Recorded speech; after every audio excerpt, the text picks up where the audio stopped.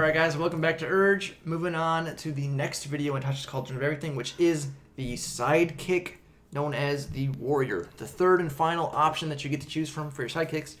If you are unfamiliar with how sidekicks work, we have a video that we will forward you to that is the description of how to actually create a sidekick and the rules kind of behind the base options of creating a sidekick. But we're going to go into the details of what this particular version, class, of the sidekick actually gives to the character. Right. So, Alex, what do we get with the warrior sidekicks? We get bonus proficiencies at level 1. We do. We choose one of the 3 more martial-leaning saving throws of strength, dexterity, or constitution. You also get 2 of the more martial-leaning skills of choice: acrobatics, animal handling, athletics, intimidation, nature, perception, and survival. A lot of options. Indeed. The sidekick gains proficiency with all armor, and if it's a humanoid or has simple or a martial weapon in its stat block, gains proficiency with shields and all simple and martial weapons. So it's a fighter in terms of that kind of thing. Then it chooses you take a martial roll, which is like a simplified version of a fighting style. Yes. You can choose attacker, and you gain +2 bonus to all attack rolls, or you can take defender. The sidekick can use its reaction to impose disadvantage on an attack roll of a creature within 5 feet whose target isn't the sidekick, provided the sidekick can see the attacker. So, like, protection. Yes. It is interesting because the attack one, it just gives it to the attack rolls, not to the damage. Sure. Which is interesting. There's a better chance to hit. Yes. Also, at 2, you get second wind, just like you would with a fighter. You can use a bonus action to regain 1d10 plus its level and class and hit points, and this is a once per short or long rest ability for it to be used again at level 20. You get to use this ability twice per rest. Alrighty. Level 3, we get improved critical. Roll a critical hit on 19 or 20 instead of just 20. So 5% increased chance to crit. Not bad. Then at level 4, 8, 12, 14, 16, and 19, back to the 19 on there. Get that extra one. You get your ability score improvements as is normal. You gain 1 ability score of your choice by 2, or increase 2 ability scores of your choice by 1, just as normal when it comes to your ability score. And then at level 6, we have extra attack. You can attack twice instead of once whenever it takes the attack action on its turn. Number of attacks increases to 3 when it reaches level 15. And if the creature has multi-attack action, it can use extra attack or multi-attack on a turn, not both. That would be silly. That would be pretty ridiculous. If your multi-attack is 2 extra attacks, it's like, wait, what? So basically what it's saying is, if they have multi-attack early on, it's going to basically function the same as extra attack.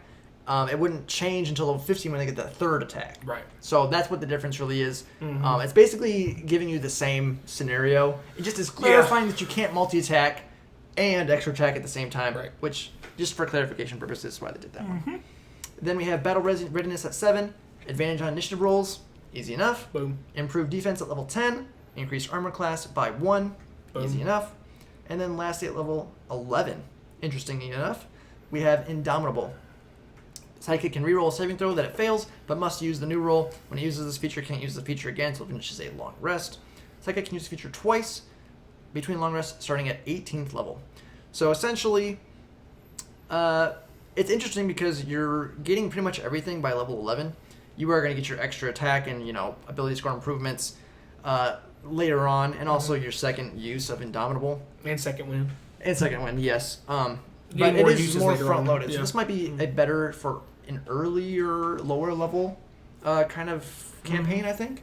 Because it's actually going to be pretty functional right away. Yeah. Versus like the Spellcaster is probably better at a higher level because they have like no spells. Yeah. Early on because they're only half casters. Yep. And the Expert is pretty solid as well. It's the more all-around pick all the way through. Yeah. I think it is because just being able to give it's more of an assist character, like, and helps out an RP more as well. Yes. So definitely interesting on there. They all kind of flavor differently. It's like rogue, fighter, and half-caster. Yeah. Pretty much are your options. Semi-mage, yes. So definitely interesting on here. But it basically plays like a weakened version of a champion fighter. I mean, you're getting 19 and 20 crits instead of 18, 19, and 20, because eventually that scales up to 18. Right. You get second wind, which is base fighter. Indomitable is base fighter. Right. You're getting to choose a weakened version of a fighting style or one of the other full fighting styles with protection. Second win is a fighter thing, and you get an extra ability score improvement that fighters get that other classes don't get. Right. And you get attack 3 times instead of 2. Like it really is like a weakened champion fighter. Right. And it's probably the easiest for a new player. Oh, absolutely. Just because there's even less going on than the expert. It's one of those things and again, with fighters in general, fighters are not the most exciting thing in the world, but they are effective. Yeah, they do what they do. And they do it well. It's pretty fun.